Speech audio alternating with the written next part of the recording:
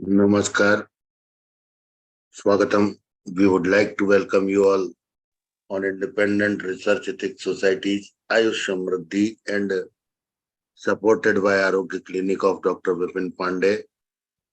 This journey of Charak Sambad was started before 7 days, and now we have achieved the 7th day of Charak Sambad. Thank you, Dr. Vipin. Thank you very much for you and your students. Thank you. कल इस चरक संवाद का समापन होगा, या मैं यूं कहूं एक समापन के बाद नई शुरुआत होगी। सुबह का चरक संवाद समाप्त होकर रात को चरक पक्ष सेलिब्रेशन हर दिन 9 बजे से होगा, जिसमें अलग अलग प्रख्यात वक्ता बोलेंगे चरक पर। विपिन जी आप हैं तो आपका वीडियो नहीं दिख रहा है। डॉक्टर विपिन पांडे जी, तो कल से एक नई शुरुआत है। कल रात 9 बजे से जिनको भी चरक में यदि इंटरेस्ट है प्लीज जुड़ा करें। हम पूरे विद्वान, पिछली बार भी लगभग 50 विद्वान बोले थे चरक पे अलग अलग। हमारी जैसी परंपरा है कि हम एक वेबिनार में कम से कम 2 स्पीकर रखते हैं या 3 स्पीकर कम से कम रखते हैं, तो वैसी एक रात को शुरू होगी परंपरा। फिर एक बात बता दूं, ये जो ईश्वर वंदना है ये किसी कॉलेज के नाम की नहीं है, ये हमारी इंडिपेंडेंट रिसर्च एथिक्स सोसाइटी की है। यदि आप पे किसी दिन मंगलाचरण का कोई मौजूद नहीं है सरस्वती पुत्र, आप इसको बेहिचक प्ले कर सकते हैं। इसमें उन्हीं सब देवताओं के मंत्र हैं जो हमें एक वैज्ञानिक तद्वित संभाषा में लगते हैं। वैद्य समूहो निस्संशया कारणम, तो यही सब बातों को लेकर विपिन जी ने जो ये नई एक चेतना दिखाई, उसके लिए उनका बहुत बहुत हार्दिक अभिनंदन। कल मैं एक सुझाव दूंगा कि केवल वक्तव्य न होते हुए जो स्टूडेंट ज्वाइन हुए हैं उनसे भी कुछ चरक का पाठ कराया जाए। मेरे यहाँ कल अखंड पाठ हुआ चरक का, चरक संहिता का, तो 2-2 श्लोक भी यदि शब्द बोलें तो एक इन्वॉल्वमेंट का वातावरण तैयार होता है। नंबर 1, अगली चरक संवाद जब हो उसके पहले हर दिन के प्रेजेंटेशन तैयार हो, क्योंकि आज ऑडियो विजुअल का जमाना है। एक आदमी को, मैं भी हूं यदि, तो 2 घंटा देखते देखते मुझे बोर हो जाते हैं लोग, तो मैं पावर पॉइंट पे जरा ज्यादा विश्वास रखता हूं, क्योंकि आज का युग वो है कि पीछे स्क्रीन चेंज होती रहे तो वक्ता को सुनते हैं ज्यादा देर तक लोग।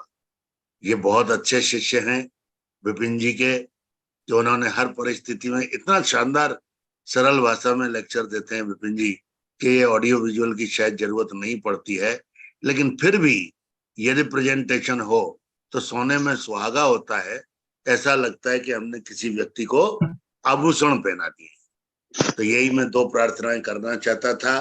अपने शिष्यों से कहिए कि 2-2 श्लोक भी कम से कम याद करके वो कल सुनाए, तो वही एक आज भी सुना सकते हैं। आज तो संडे है, कितनी देर चलाइए, क्योंकि आज तो कहीं जाना नहीं आना नहीं, लेटे लेटे उठ के भी श्लोक सुना सकते हैं बच्चे। तो कम से कम यदि कुछ ऐसा हो कि जो यूनिक हो। लेक्चर तो हो गया 6 दिन, आज 7वां दिन है लेक्चर का।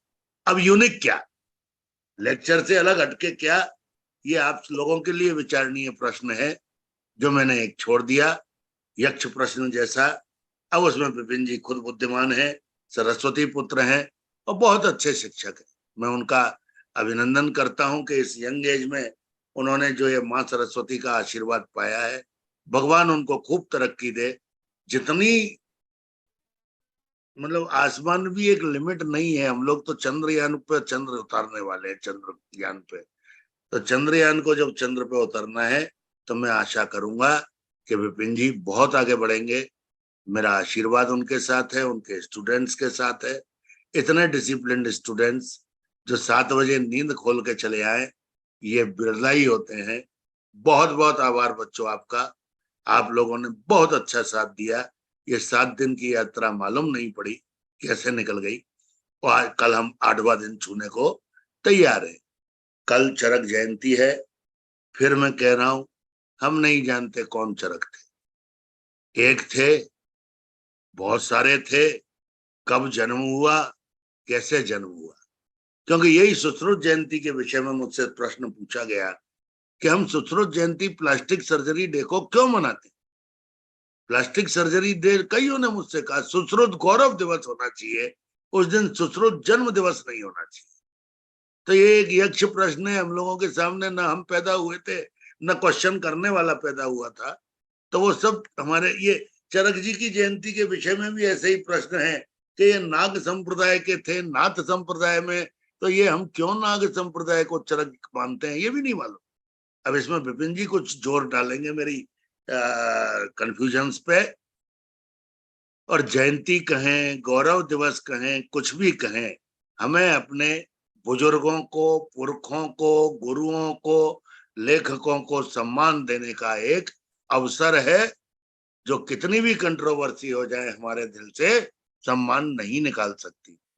तो हम अपने महर्षियों को, अपने गुरुओं को, सभी सरस्वती पुत्रों को, विपिन जी को और विपिन जी के छात्रों को और अलग जुड़ने वाले श्रोताओं को भी सभी को नमन करते हैं, जो आज इस सुहाने रविवार के मौसम में सुबह ही सुबह बिस्तर पे नींद तोड़ के लेटे लेटे इस वक्तव्य को सुन रहे हैं। क्योंकि ये भी बड़ा अच्छा है, फिजिकल क्लास में कोई सोता हुआ पाया जाए तो उसको रगड़ लिया जाता है, लेकिन ये वर्चुअल क्लास है जो आपको एडिशनल बेनिफिट देती है सोने का। जब आवाज लगे उठ जाओ, फिर बोल के सो जाओ। लेकिन ये बड़ा गजब है, गजब वर्चुअलिटी, टेक्नोलॉजी की वर्चुअलिटी है।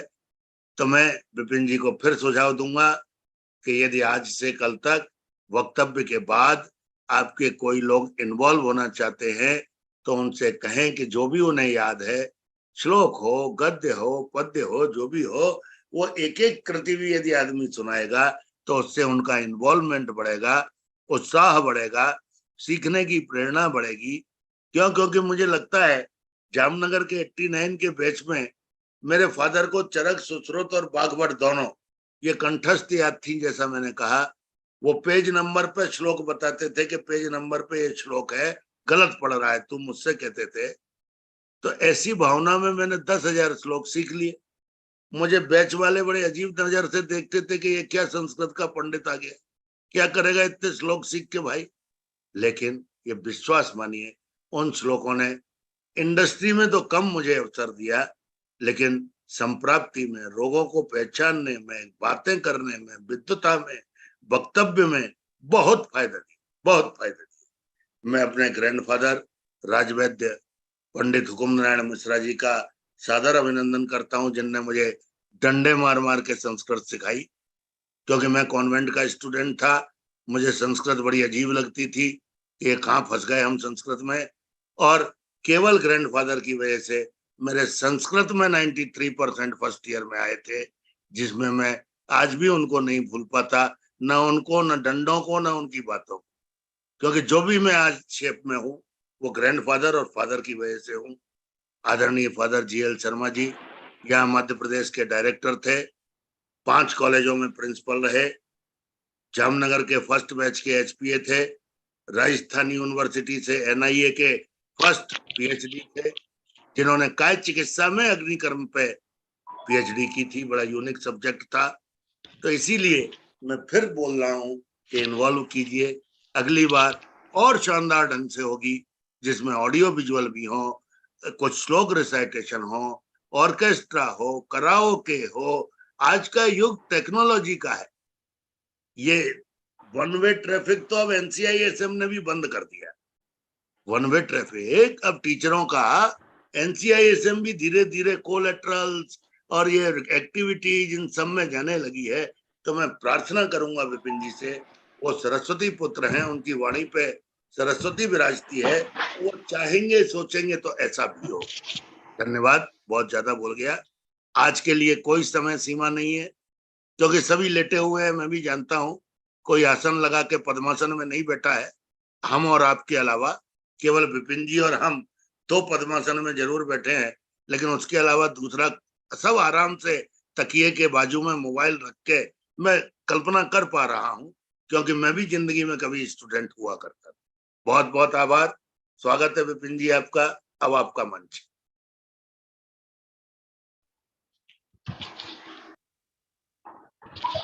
धन्यवाद सर। कमल सर का बहुत बहुत ही धन्यवाद है।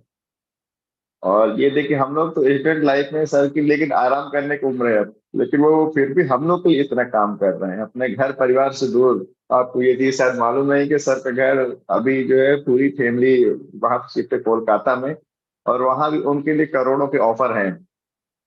फिर भी वो सब छोड़ के अपने यहाँ पे आए हैं। भोपाल में रहने का है तो सर यहाँ के ग्वालियर के, लेकिन यहाँ इसलिए रह रहे हैं क्योंकि यहाँ पे आयुर्वेद का हब है पूरा, तो हम लोग के लिए ही आए हैं, है ना। तो और कल से बहुत 35 बार बहुत ध्यान लगाया है, कल परसों शाम के 7 बजे से कल रात के 10 बजे तक, क्योंकि आदमी आजकल टॉयलेट में ही ध्यान लगाता है।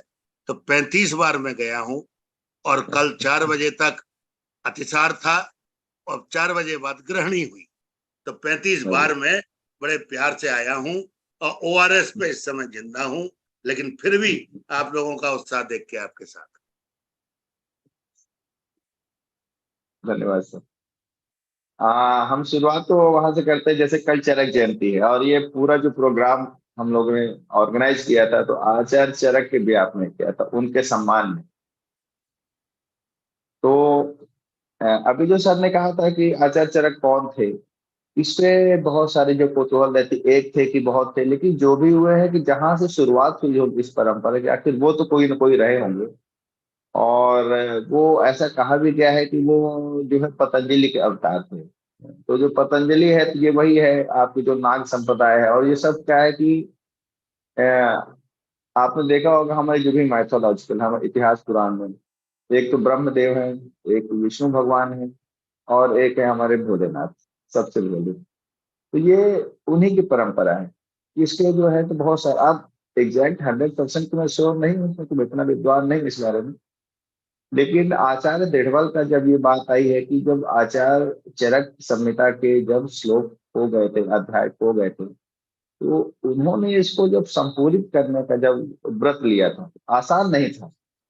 आसान नहीं था कि एग्जैक्ट वैसे ही चैप्टर, तो उनको हम लोग कभी कैसे हम लोग पूछते हैं कि वो चैप्टर्स उनको कैसे मालूम पड़े। तो चैप्टर्स का वर्णन की इसके बाद कौन से चैप्टर्स के बाद कौन चैप्टर, ये जो है तो चरक सूत्रस्थान 30 में आचार्य चरक लोग बहुत माइंडेड थे। वो पहले अध्याय लिख गए थे। अध्याय का नाम क्या आपने वहां देखे होंगे, तो अध्याय का नाम वहां से मिले। उस अध्याय में जो लिखना उसकी शैली, तो उनको दूसरे अध्याय पर लिखें क्या। आचार्य दिढ़बल के लिए भी ये बहुत आसान नहीं था। तो उन्होंने इस परंपरा का जब पता किया तो फिर उन्होंने भगवान शंकर की घोर तपस्या की है। ये मैं आपको भी बता रहा हूँ, ये उसमें सिद्ध स्थान में लिखा भी है कि भगवान शंकर के आशीर्वाद से, भोलेनाथ के आशीर्वाद से फिर उन्होंने ज्ञान प्राप्त किया। जैसे तुलसीदास जी को ज्ञान प्राप्त हुआ तो उन्होंने क्या किया था, रामचरितमानस की रचना की। हालांकि उसके बैक में हनुमान जी साधु बन के रहते थे, वो उनको पहचान नहीं पाए थे, पर वो लास्ट में उन्होंने पहचाना। ये जो पूरी कहानी हमको बता रहे हैं और हम लिख रहे हैं, तो ये हनुमान जी हैं, और वो उनको पहचान भी गए थे। और फिर हनुमान जी ने उनको राम भगवान के दर्शन कराए थे। इसकी कहानियां हैं, अभी आयुर्वेद से अलग है। तो यहाँ तो हम आयुर्वेद की बात कर रहे हैं। तो दूसरी एक चीज और आई है, आपने देखा होगा कि ज्वर चैप्टर जो है वो रुद्र की कोख से महेश्वर ललाट पहवा, ऐसा लिखा गया है। उनकी क्रोध से उत्पन्न हुआ था, तापमान जो उत्पन्न हुआ था, है ना। और उसकी शांति के लिए आचार्य चरक ने विष्णु सहस्त्र नाम, और ये बहुत अच्छा क्वेश्चन आज अभी सर ने किया था, क्योंकि आज का हमारा दिन ही ये है अद्रव्य चिकित्सा वाला, कि जिसमें हम औषधियों का प्रयोग नहीं कर रहे हैं। हमारे पास बेड द औषधि मेडिसिन से अलग और हम क्या कर सकते हैं, तो उसमें तो वहां पर उन्होंने विष्णु सहस्त्र नाम का पाठ बोला है। और आपने देखा होगा कि भगवान भोलेनाथ अपना नाम जाप नहीं करते थे, वो भगवान विष्णु का करते थे, और भगवान विष्णु अपना नहीं करते थे, भगवान भोलेनाथ का। तो अगर ये एक विष्णु संप्रदाय के होते तो ये जगह जगह शंकर जी की आराधना करवाते अपनी संहिताओं में, तो उनका अभिषेक कराते हुए, लेकिन उन्होंने अपने लिए कुछ नहीं किया है। देखिए आचार्य देठबल ने भी जब ये मुझे लिख तो रहे हैं कि ऐसा कर, लेकिन किसी चैप्टर में ऐसा नहीं बोला है कि सबसे पहले आप जाके अभिषेक करिए, फिर उनको जल चढ़ाइए, कि बेल पत्र चढ़ाइए। लेकिन ज्वर जैसे चैप्टर में आचार्य चरक ने स्वयं लिखा है कि विष्णु सहस्त्र नाम का पाठ करना। तो ये उसका मतलब यही है कि ये जो है तो शैव संप्रदाय के, और भी इसके हैं ऐसे बहुत सारे उदाहरण। तो कल हमने जो पढ़ा था, दो उसके 2 दिन पहले हमने जो है डायग्नोसिस के बारे में हमने थोड़ा थोड़ा पढ़ा था। फिर अभी जो पिछले 2 दिन से हम औषधियों पर चर्चा कर रहे थे। औषधियां हमको कैसे सेलेक्ट करना है, कैसे रोगों को डायग्नोस, एक ही औषधि के मल्टीपल कैसे कैसे उनके एक्शंस हो सकते हैं, ये सब हमने देखा था। आज का दिन जो है हमने दिया था अदरक चिकित्सक। हाँ, कल जो हम पढ़ने वाले हैं, तो अगर जो सर की आज्ञा होगी, वैसे तो साथ के साथों वीडियो सर ने उसमें डाल दिए है यूट्यूब में, और हम लोग भी प्रयास कर रहे हैं एडिट करके उसको डालेंगे इसमें। लेकिन कल जो है इमरजेंसी ट्रीटमेंट का है, तो अगर सर की आज्ञा होगी तो कल का वीडियो हम लोग यूट्यूब में नहीं डालेंगे। जो जागेगा 7 बजे, क्योंकि कल इमरजेंसी ट्रीटमेंट आयुर्वेद का बड़ी मुश्किल से खोजा है हम लोगों ने। जो काम कर रहे हैं तो वो जो जागेगा उसी को मिलेगा वो। तो हम भी ये नहीं, चाहते हैं, और इमरजेंसी कल तो मेडिसिन पे मैं 8 वेबिनार कर चुका हूँ, सब यूट्यूब पे है। अपन हाँ। खोजना कुछ नहीं है, मोती है, अपन लोग वही पिसे को पीस रहे हैं, पिष्ट पेषण कर। हाँ, तो हम ये चाहते हैं कि सब लोग कल ज्यादा से ज्यादा लोग ज्वाइन हो, तो सर का प्रोत्साहन हो और हम लोग को भी अच्छा लगे कि हम लोग जो जाग रहे हैं, तो आप लोग जिनके लिए हम जाग रहे हैं वो जाग रहे हैं कि नहीं। आज हम चालू करते हैं, देखिए, सर। अदरक चिकित्सा का। Sir, morning sir. हाँ, मौनी। हरिओम। सर, कल 7 बजे नहीं सर, कल 6 बजे से कीजिएगा तो मैं जगा रहूंगा। तो 7:30 बजे से मुझे दूसरा क्लिनिकल पढ़ना पड़ता है, तो डिस्टर्ब हो जाएगा सर। और उनका रिकॉर्डिंग नहीं रहता है, तो 6:30 बजे कर रिकॉर्डिंग लीजिए सब सर। यूट्यूब पे है। नहीं नहीं, कल वाला सर इमरजेंसी वाला, नहीं तो रिकॉर्डिंग डाल दीजिए, तो दो में से एक तो करना पड़ेगा। आगे से ही सर उसने, अरे बुद्धिमान बच्चा है, रास्ता बना लिया आगे से उसने। अरे सर ग्रेट बेटा, ऑल द बेस्ट। ये पहले नहीं विपिन जी, एक पहले बड़ी आश्चर्य की बात थी। पहले ये तो, गुरुजी सोते थे, बच्चे पांव हाँ दबाते थे, गुरुजी हाँ। उठते थे तो ज्ञान देते थे। अब गुरुजी जगते हैं, बच्चे लेटे लेटे सुनते हैं। अब तो लगता है कि मेरे को माथा दबाने की जरूरत नहीं सर, हाँ, वैसे बात नहीं सर, मैं कैंसर का प्रैक्टिस करने वाला हूँ, और सर कैंसर पे ले रहे हैं अभी, और रिकॉर्डिंग नहीं रखते हैं, तो 7:30 बजे से उसका शुरू हो जाता है। नहीं, लेकिन तो। लेक्चर तो 7 बजे ही होगा, लेकिन सर कह रहे हैं तो यूट्यूब पे डाल दिया जाएगा, यही होगा। हाँ, लेक्चर तो 7 बजे है, क्योंकि उसके लिए बहुत बड़ा सिस्टम डेवलप करना हम लोग को, महीनों से हम लोग लग के 7 बजे के टाइम निकाले हैं, तो 7 बजे ही होगा, है ना। फिर ठीक है सर, ठीक है 7 बजे से सर। करें, और उसकी रिकॉर्डिंग मिलेगी आप लोग को। ठीक है, तो हम बात करते हैं आज अद्रव्य चिकित्सा पे। आपने पढ़ा होगा द्रव्य चिकित्सा है, अद्रव्य चिकित्सा है, द्रव्य भूत और अद्रव्य भूत।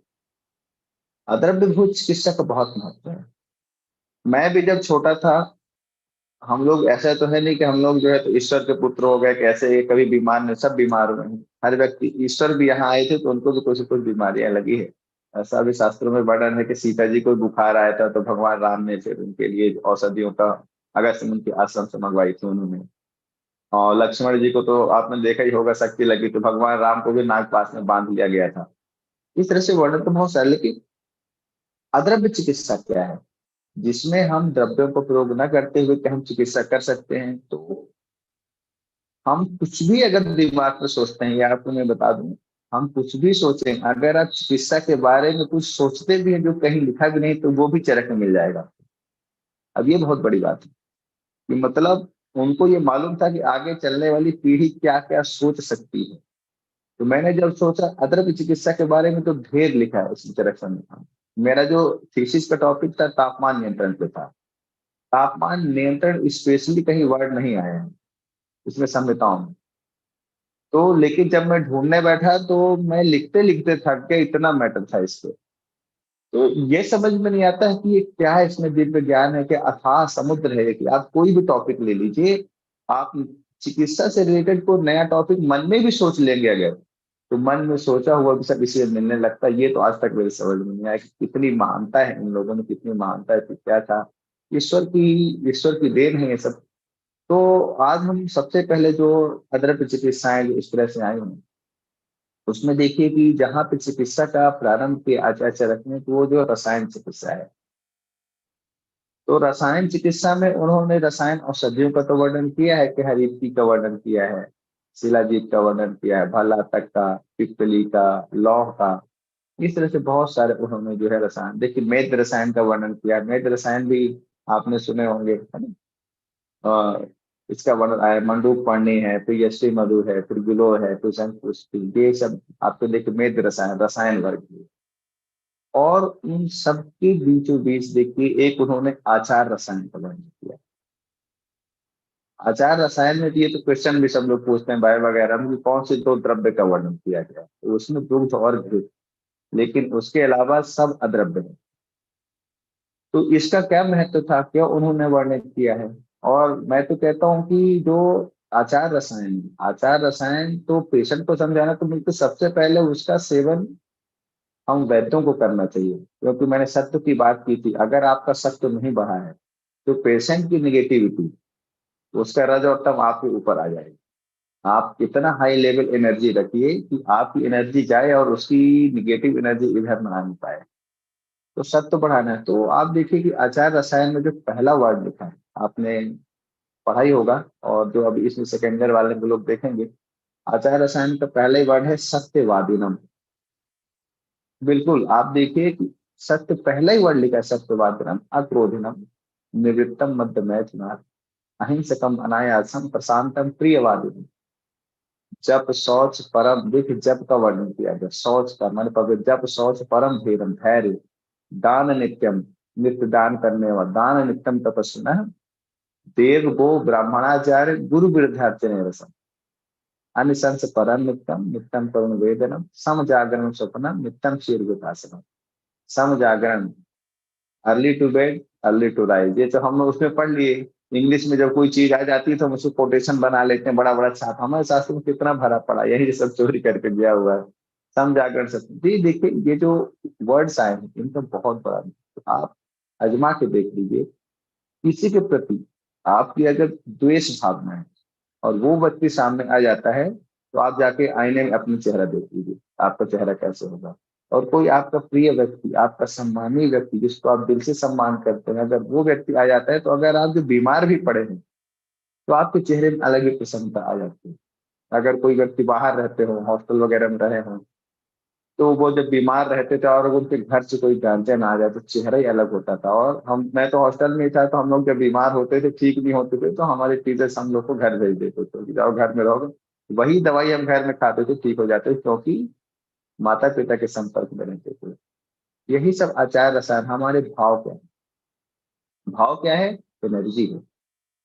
अब देखिए इसको मैं रिलेट करता हूँ, हम दोष जो पढ़ते हैं, दोष भाव के मतलब जो दो तीन जो हमारे दोष हैं, बात की तब बात हर काम कराता है, और करने वाले बात भी है, पित्त भी है, काफी पित्त और तप से वही कराता है।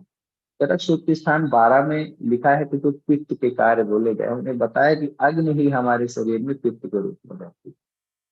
और जितने लिखा है कि शुभ शुभान करो, शुभ और अशुभ, जितने अशुभ होंगे तो अग्नि मान दो, और शुभ होंगे तो शुभ कार्य क्या है, ये शुभ कार्य कहाँ से आएंगे? अच्छी एनर्जी से आएंगे। तो यही सब अद्रव्य चिकित्सा का है। और देखिए रसायन चिकित्सा में जो आचार रसायन का वर्णन है, ये सर्वश्रेष्ठ रसायन है। आपको स्वर्ण भस्म खा के, शिलाजीत खा के उतनी एनर्जी, उतनी ताकत, उतनी लंबी उम्र नहीं मिलेगी जितना सत्य बोलने से, सत्य का साथ देने से, अपने गुरुओं का, माता पिता के। मैंने देखा है कि जो लोग अपने माता पिता की सेवा करते हैं उनको छींक तक नहीं आती। कई लोग, ये मैंने लाइव एग्जांपल देख चुका हूँ कि लोग पहले बीमार रहते थे। ये हमने हमारी फैमिली में, हमारे आसपास के परिवारों में भी देखा, पहले कुछ लोग ऐसे बीमार रहते थे, पर जब कभी उनके माता पिता की, अगर उनका स्वास्थ्य खराब हुआ और उनने बड़े दिल से उनकी सेवा की, तो उनकी बीमारी ठीक हो जाती थी।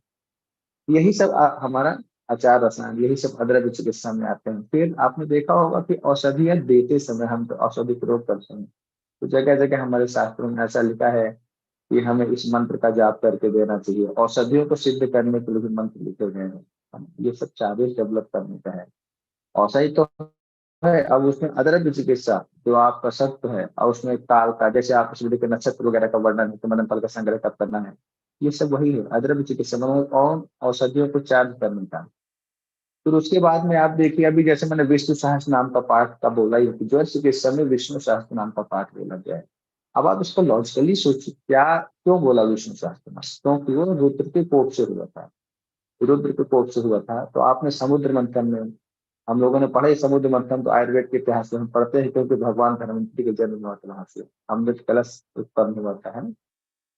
तो उसमें जो लिखा है कि श्री मणिरंभा वारुणी अमीय शंकर रुद्रा कल्पद्रुम ससितेन धन धन्वंतरि विश्वाजी। तो जो विष निकला था, हलाहल विष का पान जो है भोलेनाथ ने किया था, और उस विष के पान से उनके शरीर में इतना तापमान बढ़ गया, तभी तो वो चंद्रमा अपने सिर पे रखते थे, है ना? चंद्रमा को रखा गया, तो गंगा जी विराजमान हुई, कितना उनको अपन अभिषेक करते हैं, सबसे ज्यादा जल तो भोलेनाथ को ही चढ़ाते हैं, और दूसरे देवी देवताओं को दूर से प्रणाम, भोलेनाथ के पास में जल लेके जाओ तभी प्रसन्न होते हैं, है ना? आपने देखा भी होगा, जगह ऐसा चलता रहता है।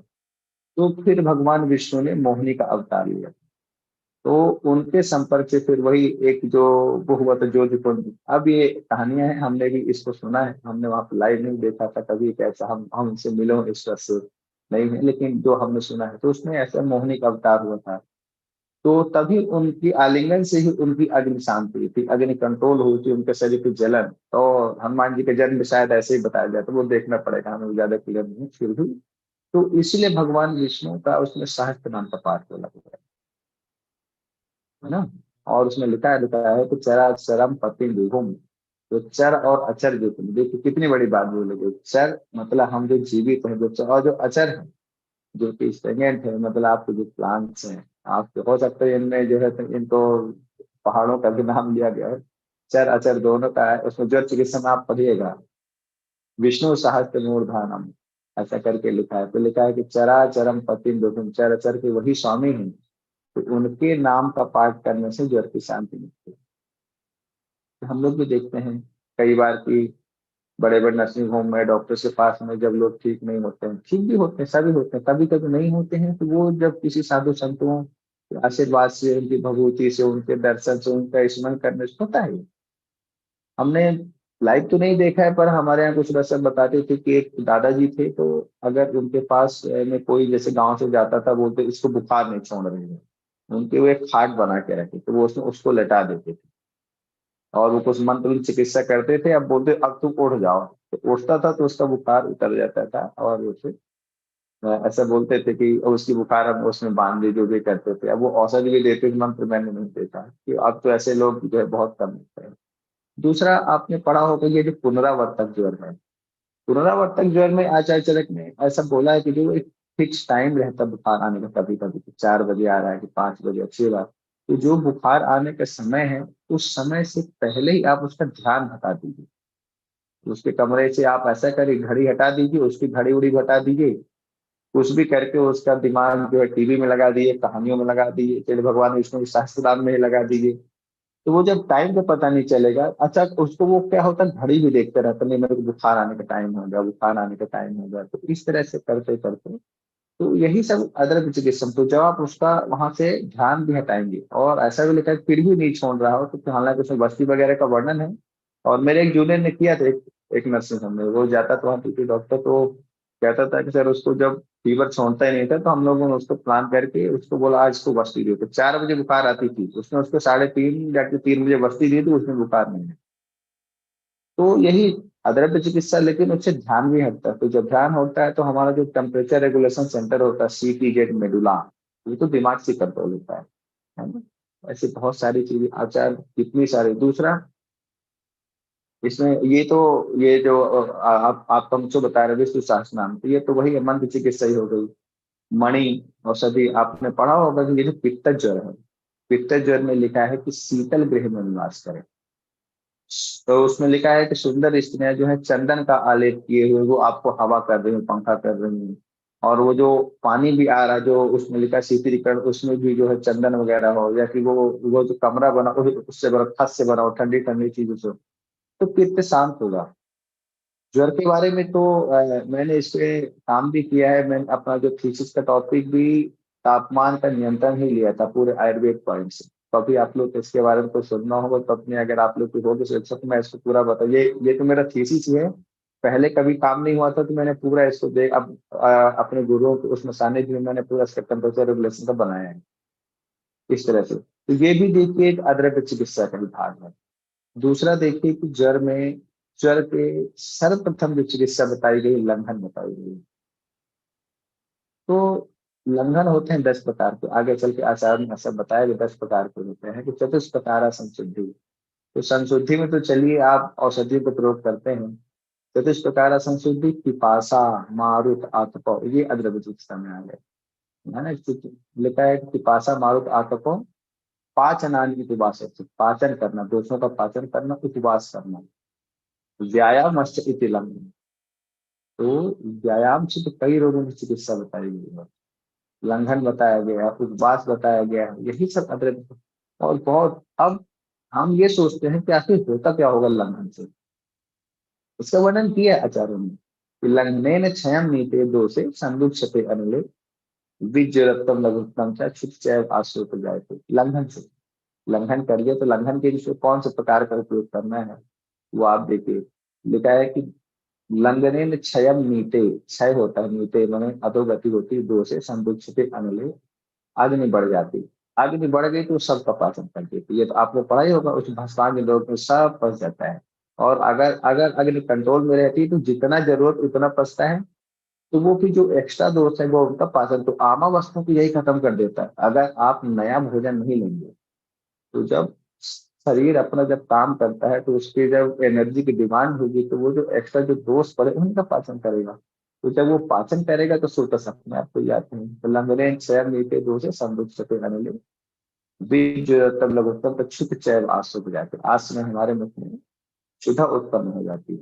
अब उसमें लिखा है कि लंघन कितना करना है, कि प्राण अविरोध ना चलना, हमें प्राण का अविरोध बने, प्राणों का विरोध नहीं होना चाहिए कि ऐसा इतना लंघन कर दे कि उसके प्राण निकल गए। प्राण बचाते हुए प्राण अविरोध ना चाहिए, लंघन उत्पादे, है ना। लिखा है कि बड़ा अधिष्ठान आरोग्य, ऐसा करके बल का अधिष्ठान होता है और कल भी जरूरत ज्वर से मुक्त मिल रहा, तो यही सब उसके वहां पे भी ऐसा बताया गया है। ये सब अद्रव्य चिकित्सा में आता है। ठीक है, अब उसके बाद में और भी हम बात करेंगे कि जैसे आपने देखा होगा कि हम इसमें लंघन में व्यायाम बोला है, तो व्यायाम भी देखिए, संतर्पण जन्य अपतर्पण जन्य दोनों रोगों की चिकित्सा में व्यायाम बोला गया है। तो जो संतर्पण जन्य रोग है उसमें जो है तो अधिक व्यायाम बोला गया है, और जो अपतर्पण जन्य रोग उसमें लघु व्यायाम। अगर ये तो हम लोग भी देखते हैं, कोई अगर व्यक्ति बहुत दुबला पतला कमजोर तो उसको भी हम लोग बोलते हैं वाह। आचार्य सुश्रुत ने ऐसे लोगों के लिए जो कि क्षीण है, कमजोर है, उनके लिए व्यायाम का तरीका चक्रमण बोला है। चक्रमण मतलब पैदल चल, चलो भाई अपन चक्र, तो चक्रमण जो सबसे बढ़िया लघु व्यायाम में आता है ना। और जो बहुत ज्यादा स्थूल लोग हैं वो लगे हैं तो उनके लिए अलग अलग चिकित्सा लेके है कि रात्रि, जैसे रात्रि जागरण है तो दीवार है, तो रात्रि जागरण के इसके लिए स्थूल व्यक्ति तो उसके शरीर में कफ बना रहता है, तो वो जब रात्रि जागरण करेगा तो उसका बात बढ़ेगा फिर उसका गुण बढ़ेगी, तो वो क्या करे कफ का समय। और रस शेषा जीर्ण में, रस शेषा जीर्ण में आचार्य सूत्र में ऐसा लिखा है कि लघु अन्न करके फिर दिवा स्वप्न करना है ना, स्वप्न करना है। और ये मैंने शास्त्रों में तो नहीं पढ़ा था, पर ये मैंने खुद देखा है कि जो व्यक्ति बहुत क्षीण रहते हैं, बोलते हैं सर हमारा शरीर बहुत कमजोर हो गया, अब उनको दवाई लिखो तो बोल दे सब दवाई भी कम लिखना, तो ज्यादा दवाई खा नहीं पाते हो तो इतने पैसे नहीं है। तो अब क्या है कि कभी कभी अग्निमांद होता है, अग्निमांद होता है तो दिवा स्वप्न भी हम नहीं करा सकते हैं।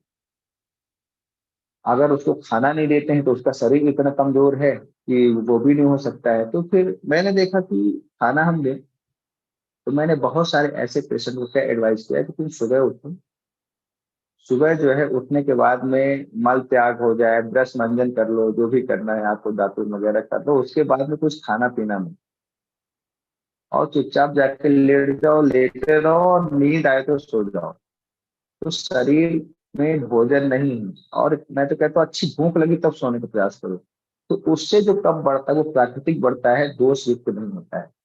और अगर हुआ भी तो वो जब जगेंगे अपना कार्य करेंगे तो अभी पाचन, वो तो हमारे प्राकृतिक रूप से होता है कि सुबह जो है कब का बढ़ना, तो दोपहर में पित्त का बढ़ना, शाम को वात का बढ़ना, ये एक संतुलित चेंजेस होता है। ठीक है, दूसरा ये हो गया। और ये सब होता क्या है कि ये सारी चिकित्सा अग्नि पे डिपेंड करती है, या आप ध्यान दीजिए तो जो अग्नि है ये अग्नि, इवन तो काय चिकित्सा को भी अग्नि की चिकित्सा कहा गया है।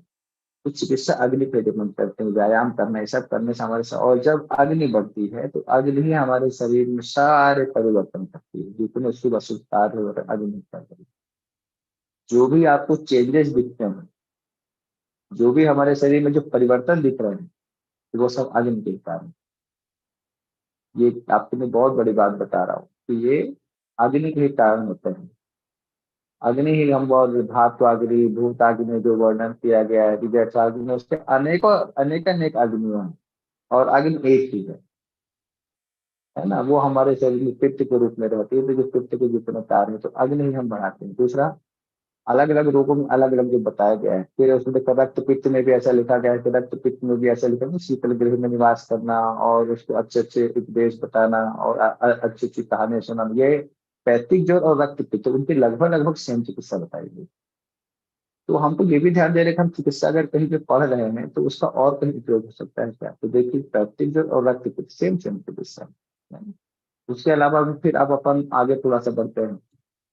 तो राजलक्ष्मी चिकित्सा में आपने पढ़ा होगा ब्रह्मचर्य का पालन, जो कि वो धातु जैसे होता है। ब्रह्मचर्य का पालन, ब्रह्मचर्य से अगर जो व्यक्ति ब्रह्मचर्य का पालन करेगा तो उसका शुक्र धातु ओज बढ़ाता है, ओज से बल बनता है।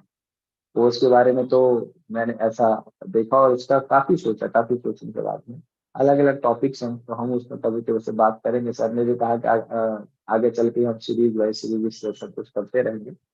तो ओज जो है शुक्र और सूर्य के पाचन से बनता है। तो जैसे ही कोई व्यक्ति ब्रह्मचर्य का पालन करता है, शुक्र का चयन नहीं करेगा, तो वो उसका शरीर में ओज बढ़ता ही जाएगा, बढ़ता है। उसका चेहरा, आप उसका चेहरा देख के समझ सकते हैं कितना साइन करता है उसका चेहरा। तो ये ओज ही है ना। और ये भी जान लीजिए कि हमारे शरीर में सर्वप्रथम ओज की उत्पत्ति होती है। प्रथमम जायते ही ओजे शरीर यस्मिन् शरीर नाम सर्पी वर्ण मधुर समागम। सर्वप्रथम, तो सर्वप्रथम होती है, तो बाकी चीजें ये गर्भ काल में कहा गया है कि जहाँ पे सुख शोणित मिलेंगे, तो जब उनमें कोई क्रिया होगी तो वो फिर ओज ही बनता है। प्रथम ओज, तो उसके बाद में सारा शरीर हमारा। तो वहां पे देखिए राज लक्षण, ये सब क्या है, अद्रव्य चिकित्सा है। लिखा है कि बकरियों के झुंड में रहना, बकरियों के पास रहना, ऐसी जगह जगह अलग अलग चिकित्साएं हैं। क्या ऐसे रहता है, गोधूली बेला। अब तो वो गोधूली बेला मिलती ही नहीं, तो गाय भैंस सब डेयरी में बंधी रहती हैं, जानवरों को बाहर छोड़ नहीं सकते हैं। गांव में अगर, मैं तो रहता था, हमारा जो स्थान था तो गांव और शहर में एक वो जैसा था, एक कस्बा था। हमने कहा आज भी वो दिन याद आते हैं, वो धूल याद आती है कि हम लोग जब स्कूल की छुट्टी होती थी, उसी समय गायों को लेकर जो ग्वाले रहते थे अपने घर की ओर लौट रहे होते थे। तो जब गायों को ढूंढ रहे थे, हम लोग छोटे छोटे थे, तो हम लोग ऐसे किनारे होकर उनको आगे चले जाना, उसके पीछे पीछे हम लोग चलते थे। वो जो मिट्टी की महक आती थी, वो अब नहीं मिलती। तो मैं तो उसको क्या ढूंढता रहता हूँ, कभी जब जाता हूँ गाँव में गाड़ी से उतर के, तो वो उसको लेते रहता हूँ, महक लेता रहता हूँ। ये सब भी अद्रव्य चिकित्सा में क्यों बोला गया, को धूली बेला का अलग अलग जो बोला गया है ना। मैंने आपको अभी बताया कि दीवा स्वप्न, रात की जागरण, अतिसार की चिकित्सा में दीवा स्वप्न बोला गया है। आपने देखा होगा हलीमत जो है, हलीमत में भी आया है। इस जो पैक्टिक व्याधियां हैं, पैक्टिक व्याधियों में आप दीवा स्वप्न कराइए। और भी जो मानसिक व्याधियां हैं, मानसिक व्याधियों में जो निद्रा का, आप निद्रा देखिए, निद्रा के बारे में कितना बढ़िया बताया गया है कि निद्रा यत्तम सुखम दुखम पुष्टि कारसम। शरीर को अगर पुष्ट करना है तो निद्रा, पुष्टि कारसम। अगर अच्छी नींद लेंगे तो पुष्टि, अच्छी नींद नहीं लेंगे तो पुष्टि कारसम बला बलम, बल और अबल, दृश्यता क्लीबता, बाजीकरण। माने जो इसमें विष्टा आचार्य भागवत ने बोला है, और बाजीकरण उसको किसने बोला है, आचार्य चरक ने। तो वृष्टा और क्लीबता, क्लीबता मतलब अच्छी निद्रा लेंगे तो वृष्टा आएगी, और निद्रा नहीं लेंगे तो क्लीबता। वृष्टा क्लीबता ज्ञानम अज्ञानम। आप कितना पढ़ लीजिए, एग्जाम के दिन अगर आपकी नींद पूरी नहीं होगी तो वहां सब भूलने लगेगा। नींद पूरी करके जाते हैं। ज्ञानम अज्ञानम जीवितम नचा, कितनी बड़ी बात बोली, जीवितम मतलब जीवितम नचा। जो प्रॉपर रूप से निद्रा लेता है वो लंबे समय तक जीवित रहता है, नहीं तो उसके जीवन में ही दिक्कत नचा। यही सब आपकी अद्रव्य चिकित्सा है। मंत्र, मंत्र कल हमने आपको बताया था, उसमें बताया गया है कि ओम ब्रह्म दक्ष सुरदेव, ये उसमें मदन फल का हम जो सेवन कराते हैं भवन के लिए, लेकिन ये सिर्फ वहां पे लिखा गया है। लेकिन अगर आप उसको अनुक्त मान से समझे या कि और उसको गूढ़ अर्थ देखें, तो आचार्यों का ये कहना है, हर जगह थोड़ी लिखेगी, तो उनका ये कहना है कि मतलब जब आप औषधियां दीजिए, तो इन्हीं मंत्रों का प्रयोग करिए, क्योंकि मंत्रों को प्रयोग तब करिए जब आप उसका पहले कर चुके हो, और विधिवत उसके जाप की जो विधियां होती है आप आसपास के लोगों से पूछ लीजिएगा। हमारे जो गुरु लोग हैं, हम लोग बताएं कैसे जाप करना है, किन किन तिथियों में उनको ज्यादा, जैसे सुबह सूर्य ग्रहण चंद्र ग्रहण जब रहता है तो उसमें बैठ के आप इनका जाप करिए, बिना वो उसकी विधियां हैं। कभी हमने इनके प्रयोग किए हैं काफी, और मैंने स्टूडेंट्स को करके भी दिखाया कि देखो अपने इसको ऐसे ठीक करते, इसको ऐसे ठीक करते, इसको ऐसे ठीक करते हैं। तो एग्जैक्ट इनके साइंटिफिकली तो हम ऐसा नहीं कहते। एक बार हमारे पास एक एम्स के भैया थे, वो ट्रीटमेंट के लिए आते थे, तो उन्हें बोला कि आयुर्वेद में स्टेन डायसन है हमारे यहाँ। तो मैंने कहा कौन कहता है कि स्टेन डायसन नहीं है? तो बोले हमारी औषधि सब फिक्स है, ये है वो है। और आप, मैंने कहा ऐसा नहीं, सब हमारे हैं। आप हमारे, मैंने उनको आचार रसायन पढ़ाया। मैंने कहा चलिए मैं आपको आपके साथ एक कॉन्टेक्ट करता हूँ कि आप इसको मेरे को पैकिंग करके बता दीजिए आचार रसायन की। बोले मतलब क्या है? मैंने पहले, आप इसको संस्कृत नहीं समझ आ रहा तो हिंदी में पढ़ लो।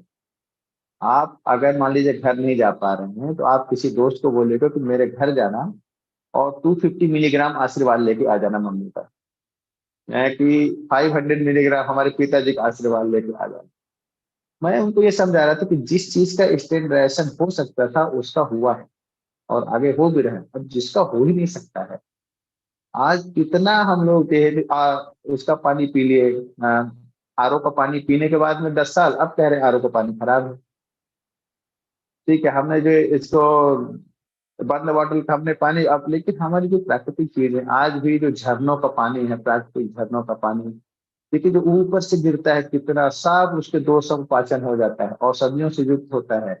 इवन आपने अगर पोटक्कल का नाम सुना, पोटक्कल, डॉक्टर रमा वारियर, इनको भारत रत्न भी मिला था, कितने श्रेष्ठ वैद्य थे उनकी कम।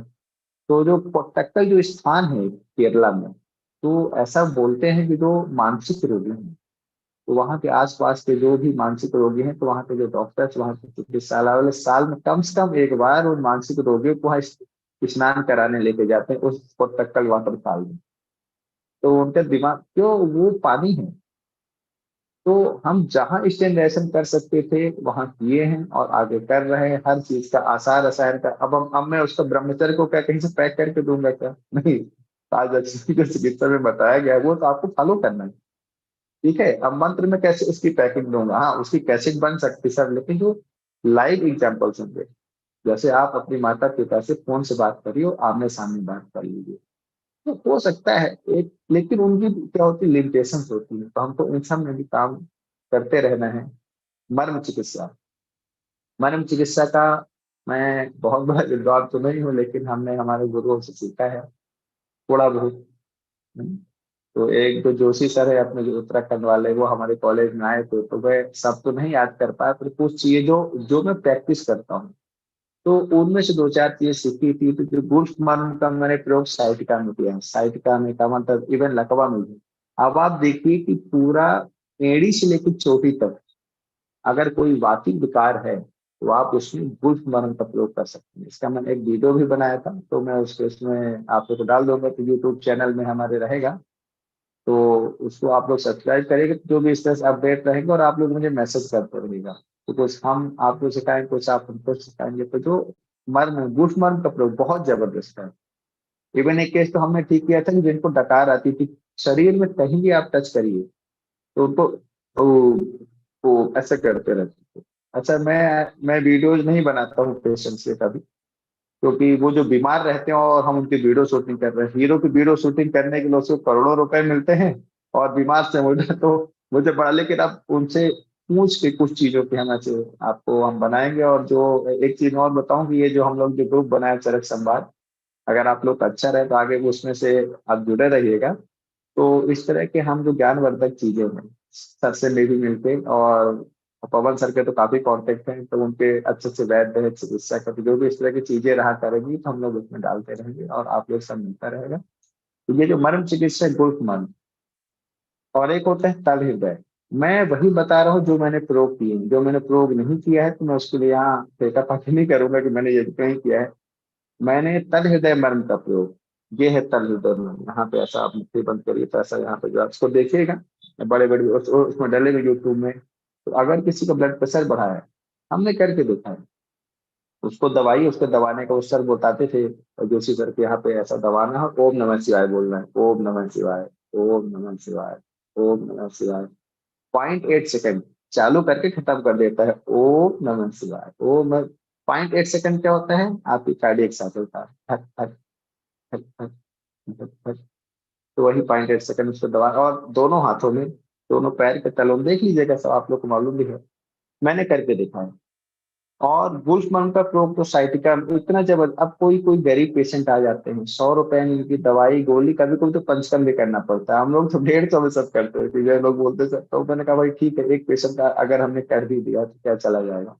तो जहाँ पे 10-12 हजार 15 हजार खर्चे होते हैं, तो और हमारी टीम में जितने भी लोग हैं, अगर कोई गरीब आता है तो उसका ट्रीटमेंट जरूर करते हैं, कभी ये कह के नहीं लौटाते तुम्हारे पास पैसा नहीं है। तो हम यही सब चीजें हमको सीखना है, अदरक चिकित्सा का बहुत महत्व है। आप दूसरा, मैं आजकल देख रहा हूँ कि हम लोग पहले जैसे डॉक्टर्स के पास जाते थे, तो ये हमारी भी कमी है, मैं अपनी भी कमी कह रहा हूँ, हमारे हर जगह से। तो पहले के डॉक्टर छोटी मोटी दवाई लिखते थे, सोचते थे, फिर लिखते थे, 2 दिन 4 दिन बाद फिर बुलाते थे। तो सोचा, बोला एक काम करो बेटा, अब 7 दिन हो गए, अब तुम दवाई बंद करो, दवाइयाँ तुमको नहीं खाना, ऐसा ऐसा करके दिक्कत हो तो आ जाना।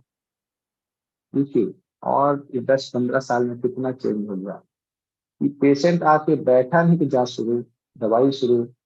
अब ये समझ में नहीं आ रहा है कि ठीक है, उसकी जरूरत है, हम मान रहे हैं, लेकिन क्या ऐसा हो गया है कि बस पेशेंट आए और हमने दवाई लिखना शुरू कर दी? क्या हम इतने एक्सपर्ट हो गए और एक हमने टारगेट ही बना लिया है दवाई लिखने का? हम बात तक नहीं कर रहे हैं पेशेंट से। वैसे रियल जो टाइमिंग होती है पेशेंट को देखने की, 15 से 20 मिनट एक पेशेंट को देना चाहिए, ठीक है। अब कुछ ऐसे आप आते छोटे मोटे मर्ज आ रहे हैं, उनमें 5 में 6, लेकिन जो मध्यम अगर कोई रोग है, तो आप काउंसलिंग तो करिए। छोटी छोटी चीजें, हमने देखा है कि अस्थमा वाले दही खाते रहते हैं और इनहेलर भी लेते रहते हैं।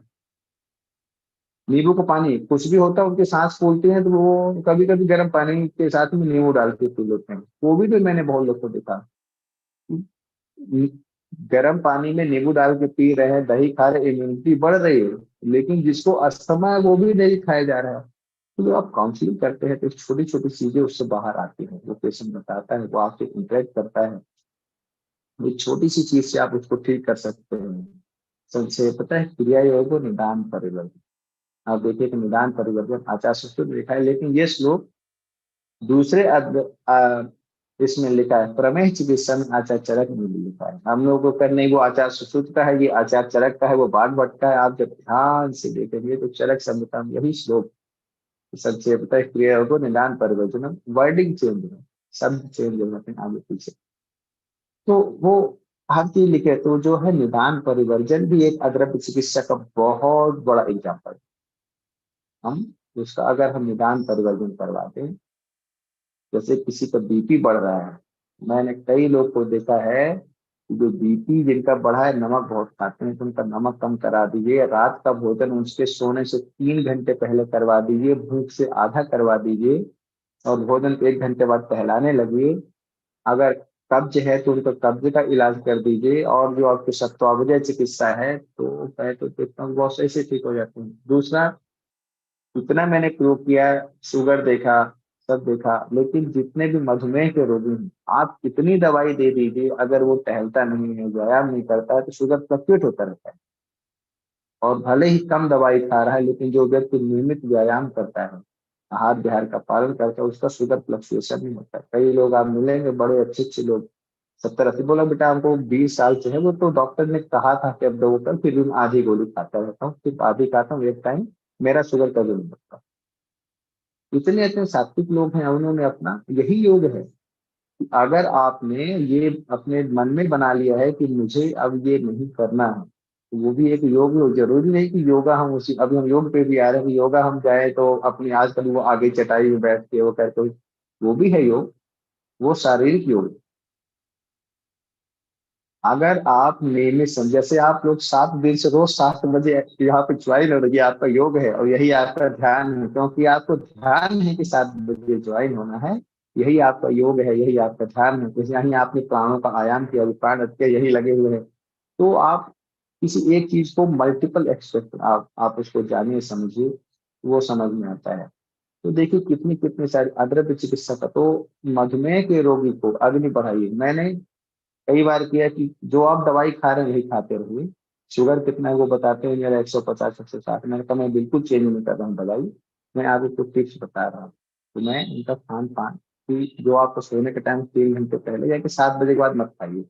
हफ्ते में 1 दिन मत खाइए। बोल भूख लगती नहीं, मेरे को मन ना नहीं दीजिए। तो ऐसा ना हो कि कहीं आप किसी दिन सोए और सुबह उठे ही नहीं, एक आध दिन नहीं गए तो आदत पड़ी रहने दीजिए। तो मैंने कई लोग ऐसे चेंज कराया तो उनका जो शुगर है अपने आप डाउन 140 पे 130 120 पे आया। फिर हमने धीरे धीरे अब मेडिसिन, अचानक से मेडिसिन को अरे नहीं नहीं अब सब बंद करिए, हम आयुर्वेद शुरू कर रहे हैं। अब से कभी मत करिए। किसी भी पैसे की कोई व्यक्तिगत मेडिसिन लंबे समय से खा रहा है तो वो उसके शरीर में एक साथ में जैसे हो जाती है, तो उसको उसकी जरूरत पड़ने लगती है। आप चाय का देख लीजिए, सुबह चाय नहीं मिले सिर दर्द होने लगता है। पानी की पानी पीने की जिनकी आदत है, सिर्फ पानी नहीं मिले तो हम औषधि ऐसे नहीं बंद कराते हैं। जो पादांशिक क्रम का वर्णन है, पादांशिक क्रम आचार्य चरक ने लिखा है, सूत्र स्थान 6 या 7 में आया है। पादांशिक एक एक पाद करके अंश अंश, पाद और अंश, पाद पाद करके और अंश अंश करके। वहाँ पे पादांशिक पे भी कई सारी ऐसी चर्चाएं होती है कि पादांशिक का मतलब क्या है, तो 1/4 है, 1/4 बोलते हैं क्या, तो 1 किलोग्राम, आधा किलोग्राम, तो 100 मिलीग्राम, ऐसा नहीं है। पाद और आंशिक, पादांशिक यहाँ पे। हाँ तो पाद और आंशिक और पादांशिक ऐसे अंश अंश करके, पाद पाद करके, स्टेप बाय स्टेप करके। वहां पे पाद जो है तो पद से भी आता है। स्टेप बाय स्टेप आपको छत में चढ़ना तो सीढ़ियों चढ़ी जंप क्यों लगा रहे हैं, और आपको अगर वहां से उतरना है तो जंप मत करिए, सीढ़ियों से आ जाइए, थकान नहीं लगेगी। इस तरह से आपको औषधियों को तो प्रमेह में, मधुमेह में तो मैंने देखा है कि इसका तो बहुत, क्योंकि अग्नि बढ़ती है। अब देखिए अपान वायु की दिक्कत है, चरक चिकित्सा 28 में ऐसा लिखा है कि ये अपान वायु की दिक्कत है। तो अपान वायु को बहुत अच्छा करना, मल की चिकित्सा करना, अग्नि की चिकित्सा करना। अपान वायु प्रॉपर निकलने लगेगी तो जो वात की जो ऊर्ध्व गति हो रही है वो नहीं होगी। तो डायबिटीज वालों को, बीपी वालों का रात का खाना टाइम से खिला के, कम से कम, और रात के खाने में हरी सब्जी और रोटी बहुत करें तो इससे ज्यादा कुछ नहीं। कोई भी तली हुई चीज, कोई भी गरीब चीज, बेसन मैंने चीजें खिलाइए।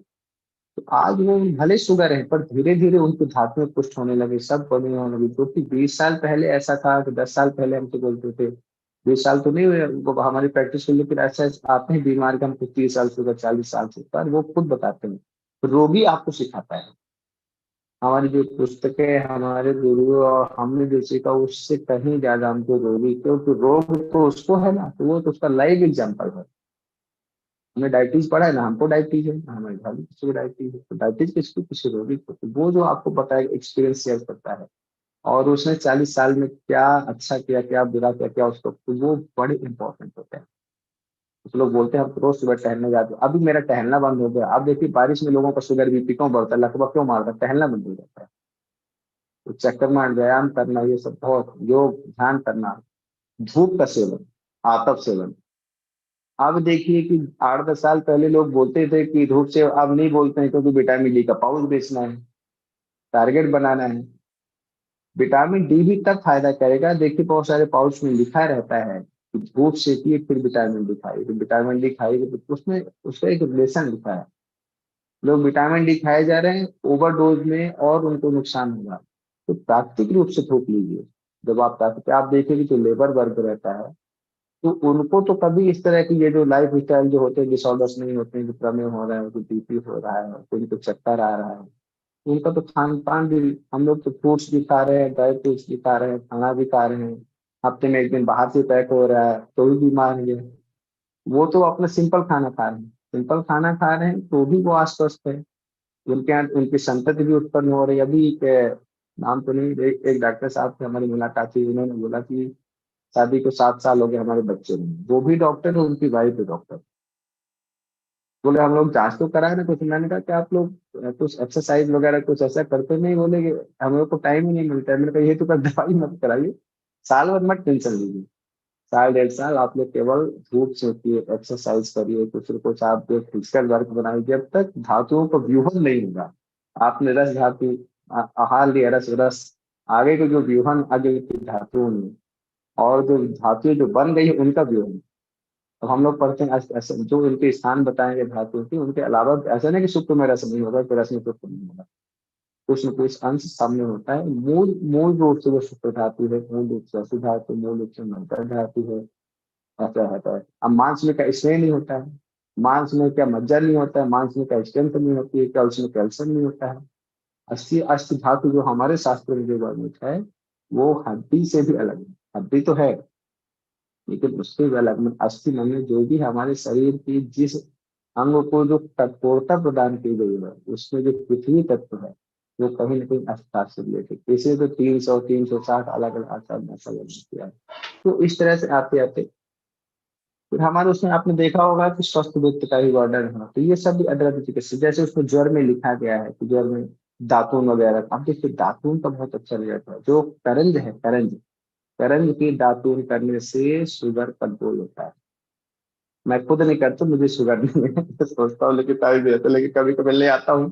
करंज की तो नहीं की नीम, लेकिन करंज की दातून, ये हमारे एक गुरुजन ने बताया था, बोले इधर आ। तो मैं उनसे बोलते रहता, बोले अब यहाँ सबके सामने तो हम नहीं बताते या क्या, हम लोग ओपीडी चला लो करना है, लेकिन मैं तेरे को सही सी बात बताऊं तो उसकी, ये जो करंज की दातून करने से शुगर कंट्रोल रहता है। सबलिंगुअली इफेक्ट है, सबलिंगुअल इफेक्ट का बहुत। कल इमरजेंसी ट्रीटमेंट है, तो मैं जीव से शुरू करूंगा।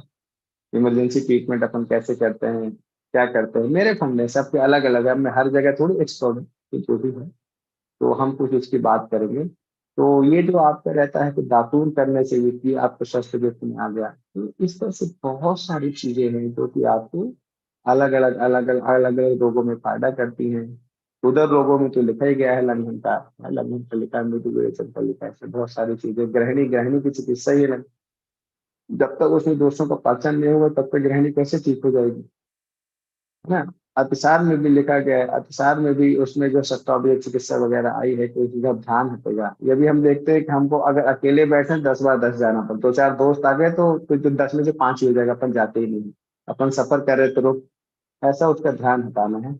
और एक काल, काल का वर्णन कहाँ है? काल का वर्णन है ज्वर चिकित्सा में। तो उसमें लिखा है कि काल काल की तरफ जहाँ पे यवागु सेवन का वर्णन किया गया है, यवागु को रस है, पित्तरस का यवागु देना है।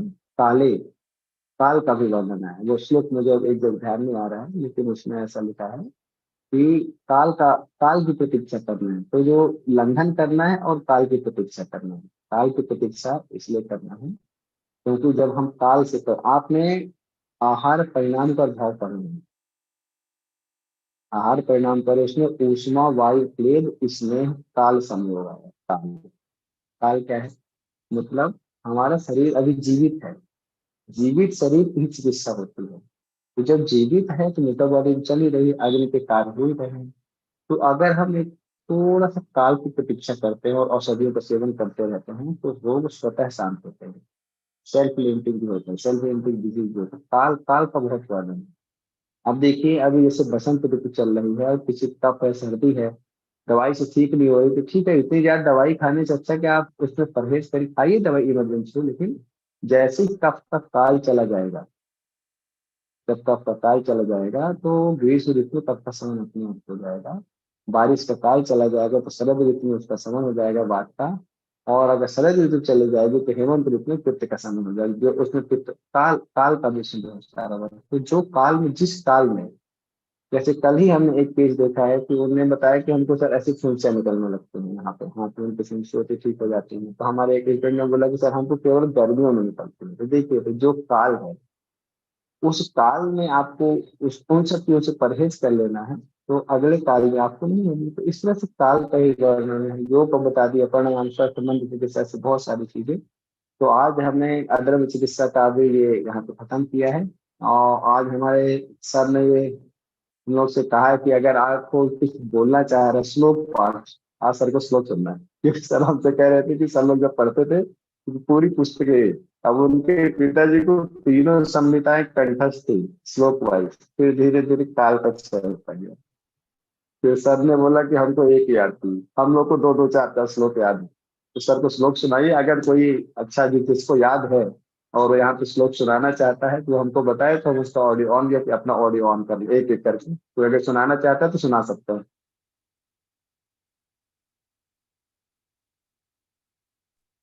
कल मैंने डॉक्टर अनघा शिवनंदन को इनवाइट किया है। डॉक्टर अनघा शिवनंदन धन्वंतरी स्तुति कंपटीशन में हमारे फर्स्ट आई थी। She is PhD scholar of Jamnagar और उसके साथ वो लेक्चरर भी है, असिस्टेंट प्रोफेसर कहीं। लेकिन क्या राग में गाती है भाई। कल वो मंगलाचरण चरक के लिए मैंने उनको इनवाइट किया है बच्ची को। वो कल चरक रात को 9 बजे जब अपना कार्यक्रम शुरू होगा तब वो शुरुआत उससे करवाए। फिर भी यदि किसी बच्चे, अभी नींद आ रही है ना, गड़बड़ है विपिन जी। आप और हम ब्रह्म मुहूर्त में सम जागरण वाले हैं, लेकिन ये बेचारे विषम जागरण वाले कहीं रात को कल सैटरडे इवनिंग मनाई होगी, पिक्चर देखी होगी, खुमारी उतरी नहीं होगी, तो मामला गड़बड़ है। स्वागत सर ये कई साल उसमें बोला था मेरी क्लास इसीलिए लगती है कि मैं सुबह पढ़ाना चाहता हूँ और सब लोग शाम को चाहते हैं। मतलब बहुत सारे हमारे मैंने हम तो नाराज होके चले गए। मैंने कहा सुबह आओ, मैं चरक तो सुबह ही पढ़ाऊंगा क्योंकि ये मेरा ज्ञान नहीं चरक का है। नहीं, मैं रात को 10 बजे आपके लिए स्लॉट फ्री कर सकता हूँ आगे से, लेकिन क्योंकि ये लोग आगे करेंगे निशाचर हैं, ये सभी निशाचर हैं, रात के जगने वाले हैं। मेरे बच्चे भी इसी तरह के हैं। मेरी बिटिया भी बीएमएस फाइनल में है श्री श्री में। तो वो सब निशाचर कैटेगरी के हैं ये लोग। मैं क्या कहूँ उसको। कोई सुनाएगा? अरे सुनाओ यार, गुरुजी बोल रहे हैं तुम्हारे। नींद की खुमारी क्या करे, देखो नींद जब पलकों पे अब क्या बैठी हो सुना? निद्रा देगी। हाँ सुना तो मैं ही देता, लेकिन अब मैं सुनाऊंगा सब सो रहे हैं तो क्या मतलब। नहीं कोई मतलब। ये सब लोग इसीलिए कैसे रिकॉर्डिंग दे दीजिएगा, रिकॉर्डिंग मेरे पास मैसेज आ रहे हैं सर, रिकॉर्डिंग दे दीजिए। मैंने कहा रुक जाओगे, थोड़ा धैर्य रखो। रिकॉर्डिंग के लिए YouTube independent research ethics society का यूट्यूब सब्सक्राइब कर लो। नॉट ओनली ये, मेरी तो 4 वेबिनार रोज होती है। कल भी मेरी 4 वेबिनार है। आपकी है, नेशनल पोइट्स डे है, चरक डे है, सीनियर सिटीजन डे है, तो कल भी मेरी 4 वेबिनार है। तो केवल चरक संवाद क्यों, इंडिपेंडेंट रिसर्च जब वो आपके चैनल पे जाएंगे तब तो डेफिनेटली आप देखेंगे। लेकिन अभी इंडिपेंडेंट रिसर्च एथिक्स सोसाइटी का चैनल मैंने सब्सक्राइब डाली करने थी, को बोलिए। जी जी जी। आज मैं साढ़े डाल दूंगा चार ये वाला हजार वीडियो। सीनियर डॉक्टर उसके सब्सक्राइबर हैं, 27 कंट्री से लोग जुड़े हैं। तो आराम से आप लोग देखिए। लेकिन अभी तो कोई कुछ बोलिए माँ सरस्वती के लिए। आप पुस्तक देख के भी बोल सकते हैं, अब लोग घरों में होंगे तो पुस्तकें भी होंगी उनके सामने। गुड मॉर्निंग हाँ, सर। ये भी हाँ गुड शाबाश। मॉर्निंग।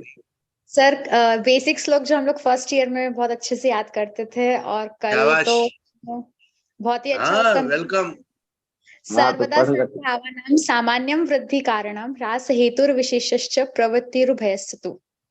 बहुत बढ़िया, चलो तुमने शुरुआत की और ये तो बहुत अच्छा श्लोक है, बहुत अच्छा सर्वदा श्लोक है। सर्वभावानां सामान्यम वृत्तिकार।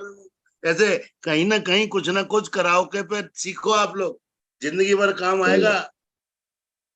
वो एराम तीस गद्य सर है और ना, पद्य तो में वो यही अंतर है कि पद्य गा के गाया जाता है, गद्य पढ़ के पढ़ा जाता है। और सर की शाबाश बेटी, शाबाश। सर वो आयुर्वेद की परिभाषा बताते थे, उसको मैं आपको गा के बताता हूँ। हिताहितं सुखं दुःखं मानं च यत्कृतं आयुर्वेद, ऐसे करके उसको बहुत वो अब हमको उसे फ्लो में याद है, पर ऐसे याद नहीं रहता। हिताहितं सुखं दुःखं मा दुःखमायुस्तस्य हिताहितं मानं तस्य च हिताहितम। यत्कृतं आयुर्वेद सर्वसुखं। हाँ मानं च। शाबाश। मैंने मैंने बनाया था एक बुक नहीं, मैं निवेदन तो कल्प यूं कह रहा अध्याय जो हूँ है। विपिन जी, आज इन सबसे कह के रखिए कि पार्टिसिपेशन फीस एक एक श्लोक। हाँ पार्टिसिपेट। हो गया सर, आवाज संडे है आज, बच्चे को सो और कुछ लोगों को घूमने का टाइम हो रहा है, तो अब कोई नहीं घूमने जाएगा, अगर कोई सोएंगे कुछ सब। कुछ हाँ तो 12 बजे तक सोएंगे। हाँ, इसलिए मैं कह रहा था कि कल वाला वीडियो अपन नहीं डालेंगे। तो कोई देखेगा भी नहीं गुरु फिर। हाँ ये भी है। अगर किसी कोई क्वेश्चन हो तो पूछ सकते हैं। मैंने कहा ना, ज्ञान की सुगमता को लोगों ने सस्ता मान लिया। ज्ञान सस्ता। टेक्नोलॉजी से सुगम हुआ है, सस्ता नहीं हुआ। ज्ञान की महत्ता वही है। जो ज्ञान महत्वपूर्ण था, बहुमूल्य था, वो हमेशा रहेगा। सुगम कर दिया है टेक्नोलॉजी ने। लेकिन लोग बाग कहते हैं अरे जब तक हम बटन चलाएंगे देख लेंगे। लेकिन आज की चीज जिंदगी भर नहीं देखी जाएगी। क्यों? क्योंकि दूसरी चीज नहीं आ जाएगी। सोशल मीडिया इतना फास्ट है कि हर सेकंड कुछ ना कुछ चेंज होता है। कुछ सबसे बड़ी प्रॉब्लम यही। कोई और स्वागत है, सुनाएंगे? नहीं सुनाएंगे।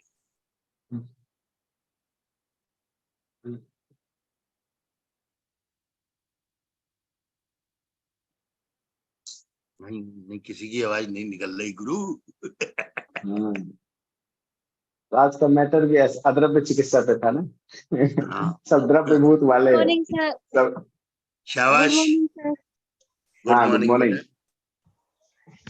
सर आयुर्वेद का प्रयोजन है प्रयोजनम चा स्वस्थस्य स्वस्थरक्षणम चा आतुरस्य विकारम प्रशमनम चा। शाबाश और आयु की शाबाश। परिभाषा है शरीर इंद्रिय सत्मात्म सहयोगधारी जीवितम मित्त गशान वनस पर्यायु आयु रुच्यते। बहुत मतलब अच्छा, अभी सब बहुत ज्वाइन अच्छा, है सर, ये लोग श्लोक नहीं सुना रहे, मतलब ज्वाइन किए हैं। बहुत अच्छा बेटा, बहुत अच्छा। केवल हिम्मत खोलो, श्लोक सुनाने में और कुछ नहीं चाहिए, हिम्मत खोलो। ये बिना डिग्री वाले हमारे महर्षि गाते थे, उनके स्टूडेंट गाते थे, उनपे ना बीएमएस था ना एमडी था। सबसे बड़ी श्रुति और पठन यही तो है। बहुत अच्छा, बहुत अच्छे बच्चे, अच्छे हैं। भगवान इनको तरक्की दे, खूब बढ़ाए और खूब प्रमेय के बढ़ाए। पूर्व बढ़ाएंगे रूप, तब। प्रमेय के पूर्व रूप का श्लोक किसी को याद हो तो सुनाओ। प्रमेय के पूर्व रूप आचार्य चरक ने जो बोला है। इसमें कौन कौन से ईयर के स्टूडेंट हैं अपने पास यहाँ? सभी हैं सर, सभी। मैंने ऐश। आपके फर्स्ट ईयर से लेके और प्रैक्टिशनर तक अरे सभी लोग गजब जुड़ते हैं। गजब गजब, बधाई हो, बधाई हो।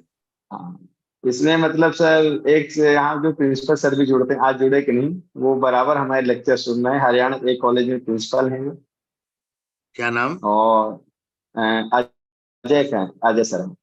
अजय सर, ये देखिए अच्छा। आज है कि नहीं। सर हाँ ये सर। सर वो भस्म चिकित्सा जैसे देहवाद धातुवाद और ये क्या बोलते हैं ये नागा लोग करते हुए मैं भूल रहा हूँ वो वर्ड, टेक्निकल वर्ड। सर वो तीन था हमारा वो रस चिकित्सा का उद्देश्य। लेकिन सर मुझे ऐसे आदमी मिला, सर मैं घर गया था तो ननिहाल में सर वो सर हर्बल से कास्ट होती है उससे सर भस्म बना के, जैसे राख बोलते हैं ना हम लोग या भभूत बोल सकते हैं, तो उससे सर ट्यूबरकुलोसिस का मुझे बताया। तो सर इससे सर अब नया सर मैं सोचे पड़ गया सर, मुझे लगा था कि सर सिर्फ रस दिया का सर भस्म बना के या नहीं भभूत बना नहीं, के वो अरे तो कल कल मैंने आपको तो बोला ना ऋषि कि लोग राख पहले से करते चिकित्सा थे। करने का। कल आपने सुना ना राख से चिकित्सा। तो मैंने इसलिए बोला था कि ऑनलाइन अपन इतना ही बता सकते हैं, लेकिन वो राख आप किसकी बनाते हैं, ये भी बहुत हो रहा था, इम्पोर्टेंट है। हाँ सर वही तो, मतलब भभूत चिकित्सा बोल सकते हैं, इसको नया हाँ वर्ड दे नहीं तो, सकते हैं। तो अरे सर बहुत उसमें सिर्फ सिंपल है ना। देखिए जो रस दिया नहीं ये जो थे। मयूर क्वालिटी पिच्छ भस्म कंट्रोल ऐसे के ही बनाई हिसाब जाती से, है। क्वालिटी कंट्रोल के हिसाब से एश कंटेनिंग मटेरियल भी होते हैं। बहुत सारे एश कंटेनिंग मटेरियल होते हैं, जो मिनरल्स हैं उसके, उनका गुण बढ़ जाता है। तो इसलिए एश चिकित्सा भी बताई गई, नो डाउट। बहुत अच्छा। एकल दिन तुम उड़ीसा के एकल हो द्रव, अधिकारी? नहीं सर नेपाल से हूँ सर। है नेपाल से? अच्छा नेपाल से अच्छा। अधिकारी। जी सर। Good morning. हमारी मसी कल्पना, हमारी सर बभूत वो तो कल्पना मुझे सब इन्हीं के उदाहरण। एडी मतलब अजय जी जुड़े हुए हैं शायद, जी सर, विपिन गुड जी। मॉर्निंग कर रहा हूँ सर मैं। हाँ गुड। तो मैं यहाँ पे सर हरियाणा में प्रिंसिपल हूँ सर मैं, और मैंने आपकी ये मैं अपना फोन नंबर डाल दे रहा हूँ अजय जी, मेरा विपिन जी फोन नंबर चैट बॉक्स में डाल दे रहे हैं, उस जी पे सर। आप कांटेक्ट मुझे रखिए। मैं जी सर। रोज वेबिनार रात के 8 बजे से करता हूँ, जी अलग मैं सर, अलग टॉपिक्स पे। मैं सर आज भी आपका। हाँ, मैं आपको ब्रॉडकास्ट लिस्ट पे ले लूंगा।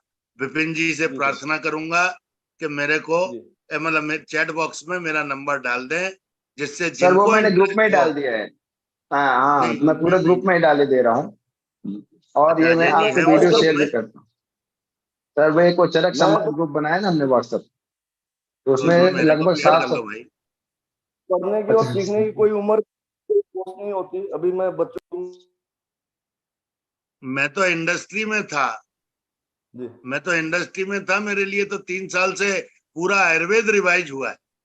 जी जी जी जी हाँ, ये कितनी नंबर है आप देख रहे हैं। आज हम जी 908वीं वेबिनार कर रहे हैं, रात जी को 9 और 10वीं वेबिनार है, जो कि हम्म, तीज पे साइंटिफिक रिचुअल्स हैं रात को। उसके जी बाद मॉस्किटो डे है आज, जिसमें हम डेंगू और मलेरिया पे आयुर्वेद के कर रहे हैं। तो आप लोगों का स्वागत है, ये ज्ञान गंगा है। जरूर जी जुड़िएगा, मुझे केवल बिल्कुल मैसेज कर दीजिएगा, नाम लिख दीजिएगा, मैं ब्रॉडकास्ट लिस्ट पे ऐड कर लूंगा। मेरा रोज का काम सर्कुलेट करना है। जी सर, जी बिल्कुल बिल्कुल sir. Thank you, thank you thank you sir. Vipin. जी सर हो गया। एक्चुअली वो चरक संवाद ग्रुप हमने बनाया था, और आज मैं आपको उसमें ऐड कर दूंगा। क्यों, हमने ऐसे के बच्चों को ऐड करने के लिए बनाया था, और उसमें मैं आपकी जो वेबिनार रहती है मैं उसको रोज डालता रहता हूँ, तो उसमें से काफी लोग ज्वाइन भी होते हैं। और अभी भी चैट बॉक्स में मेरा नंबर मैं ही डाल देता मैं डाल देता हूँ।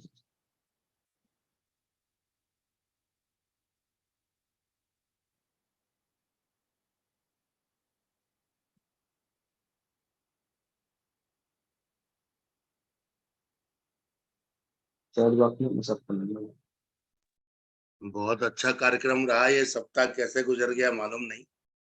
बहुत अच्छा कार्यक्रम, बहुत अच्छा। विपिन जी आपको लाख लाख धन्यवाद। मैंने डाल दिया है, चिंता मत कीजिए, डाल दिया, 1 मिनट का काम, डाल दिया मैंने। आप कुछ बोलेंगे अजय जी? आपको कैसा कार्यक्रम लगा? आज संडे है इसलिए बात कर पा रहे हैं, कल से तो भगने की रहेगी जल्दी सबको। डॉक्टर अजय नहीं है वो भी, चलिए। मैं सर एक बात बताना चाहता हूँ। जी अजय सर के जो फादर की तबीयत ठीक नहीं रहती है, तो वो सुबह 7 से 8 उनकी सेवा का समय रहता है। तो उनका बहुत फोन अच्छा, आया था कि वो ईयरफोन लगा के ये भी सुनते हैं और अपने पिताजी की सेवा भी करते रहते हैं। बहुत अच्छा, बहुत अच्छा, बहुत अच्छा। और भगवान सारे उनको लेक्चर्स सदैव। उनने सुने हैं, और मेरे को रोज फोन भी करते हैं, वो मैसेज भी करते हैं। बहुत अच्छा, बहुत अच्छा। हाँ, सर तो उनका आप डिवोशन बहुत है। अच्छा लगता है, अभी साथ के साथ दोनों काम हो जाते हैं, ज्ञान भी मिलता है और सेवा भी चलती है, तो कुछ ना कुछ अच्छा ही होता है सर। दोनों ही पुण्य है, इससे बड़ा पुण्य कोई नहीं है पिता की सेवा से। जी सर, जी बहुत सर। अच्छा, बहुत अच्छा। भगवान आपको खूब तरक्की दे, बहुत धन्यवाद। खूब धन्यवाद। तरक्की। किस बैच के हैं अजय जी? हाँ जी सर, मैं सर किस? 2011 में मेरी पीजी हो गई थी भारतीय विद्यापीठ से, पुणे से सर। बधाई हो, बधाई हो। और यूजी जुड़ते मेरा रहिएगा। है सर मेरा किस सब्जेक्ट में? क्रिया शारीर में सर, क्रिया शारीर में। बहुत अच्छा, बहुत अच्छा, जी सर। बहुत। Thank you sir. Vipin ji जी सर। ठीक है, आप सबका बहुत बहुत आभार, और बहुत बहुत आप लोग का धन्यवाद भी। आज की जो सभा आप समाप्ति की ओर हम लोग लेके जाते हैं, और कल इमरजेंसी ट्रीटमेंट के बारे में हम कुछ बात करेंगे। और कल आप लोग से अनुरोध है कि ये जो पूरा प्रोग्राम किया गया है तो आचार्य चरक के बिना में, तो कल जरूर जुड़िए आप लोग। क्योंकि मैं जो बोलता हूँ तो मैं सबको यही बताता हूँ कि मैं जो बोल रहा हूँ ये मेरे शब्द नहीं होते हैं, आचार्यों का ही कहीं न कहीं लिंक है। अब वो क्या मानस तरंगों से लिंक है कि हमारे गुरुओं ने दिया है। मुझे खुद कभी कभी समझ में नहीं आता है कि बहुत सारी चीजें मैं बाद में पढ़ता हूँ, दिमाग में पहले आ जाती हैं। तो कल आचार्य चरक का दिन है, तो और मैं अपनी टीम से भी मिलाने वाला हूँ सबको, कि जिस टीम ने बैक सपोर्ट में इतना सारा काम किया है, तो कल सब लोग प्लीज 6:55 को जुड़िए, और आचार्य चरक जयंती का हम मनाने की शुरुआत करते हैं।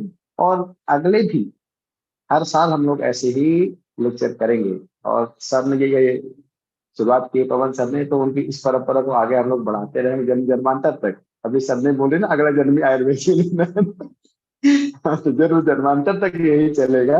क्योंकि लोग तो रहेंगे ही और आचार्य चरक भी कहीं नहीं जाने वाले। हम लोग को सौभाग्य मिलता रहे, जीवन यापन का यही मार्ग बहुत अच्छा लगा मुझे, मैं तो इसी से जुड़ा रहना चाहता हूँ।